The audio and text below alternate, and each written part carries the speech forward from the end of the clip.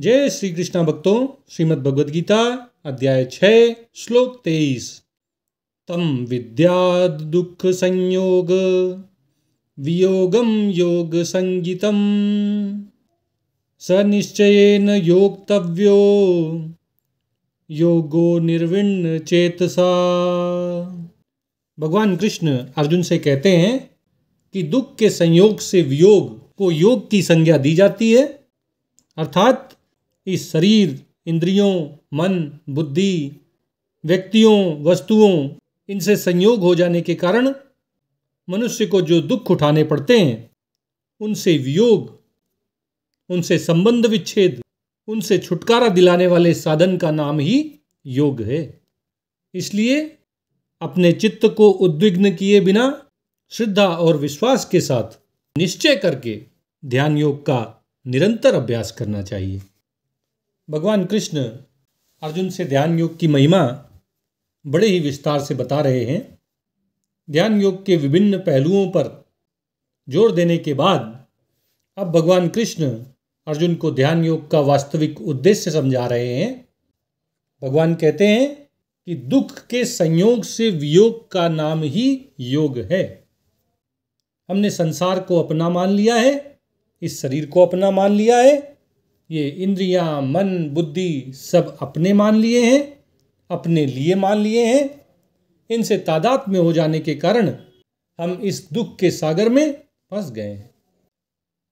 आत्मा निर्लिप्त है, नित्य है, फिर भी जब यह शरीर, संसार और पदार्थों के साथ तादात्म्य कर लेती है तो यह भी अपने आप को नाशवान समझ लेती है, ये अपने आप को विकारी समझ लेती है, ये अपने आप को परिवर्तनशील समझ लेती है, ये अपने आप को जन्मने मरने वाला समझ लेती है, उत्पन्न होने वाला, नष्ट होने वाला मान लेती है।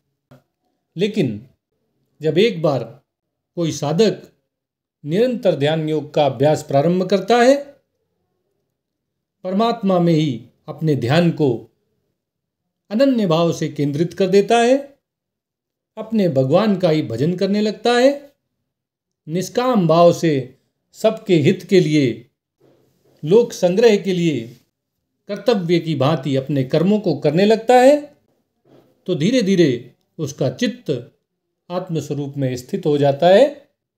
भक्त भगवान की अनुभूति करने लगता है, सांख्य योगी ब्रह्म का अनुभव करने लगता है।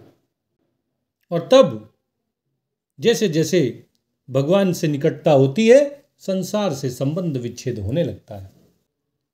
संसार से संबंध विच्छेद हुआ नहीं कि भगवान तो सब जगह हर समय उपलब्ध रहते हैं, उनकी अनुभूति हो जाती है।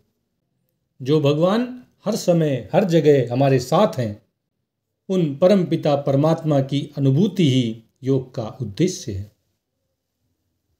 जब तक संसार के साथ संबंध बना रहता है, तब तक परमात्मा हमारे साथ होते हुए भी हमें प्राप्त नहीं होता है।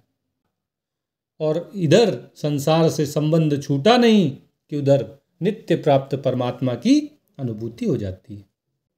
और इसीलिए भगवान कह रहे हैं कि दुख के संयोग से वियोग, यही तो योग है।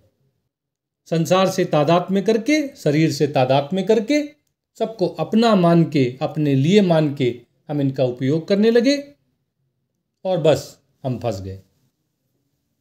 एक बार हमने इनसे संबंध विच्छेद कर लिया, हम जानकर कि हम आत्मा हैं, हम परमात्मा के अंश हैं, हमारे जीवन का लक्ष्य परमात्मा की प्राप्ति है, हमें आत्म साक्षात्कार करना है। जैसे ही हमने अपना संबंध इस शरीर से, इस संसार से छोड़ दिया, त्याग दिया, वैसे ही हम मुक्त हो गए। और मुक्ति दिलाने के इस साधन का नाम ही योग है। और इसलिए भगवान कहते हैं कि हर किसी को योग का अभ्यास करना चाहिए। इस संसार रूपी दुख से जो संयोग है, उसके वियोग का अभ्यास करना चाहिए। यह वियोग भक्ति योग से भी प्राप्त हो सकता है, ध्यान योग से भी प्राप्त हो सकता है, सांख्य योग से भी प्राप्त हो सकता है और कर्म योग से भी प्राप्त हो सकता है।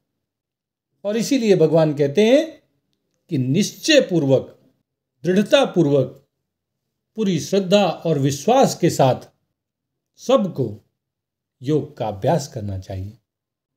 और योग का अभ्यास करने वाले साधक को आकुलता नहीं दिखानी चाहिए। उसके चित्त में उद्वेग ना हो, व्याकुलता ना हो, आकुलता ना हो। शांत भाव से, स्थिर चित्त से, श्रद्धा और विश्वास के साथ उसे योग का अभ्यास करना चाहिए। परमात्मा को अपने जीवन का लक्ष्य बनाकर, आत्म साक्षात्कार को जीवन का उद्देश्य बनाकर उसे योग रूपी साधन में लग जाना चाहिए। और योग का निरंतर अभ्यास करने से उसके इस संसार रूपी दुख के संयोग का वियोग हो जाएगा, उसे आत्मस्वरूप का बोध हो जाएगा, उसे परमात्मा तत्व का ज्ञान हो जाएगा, उसे भगवत प्राप्ति हो जाएगी।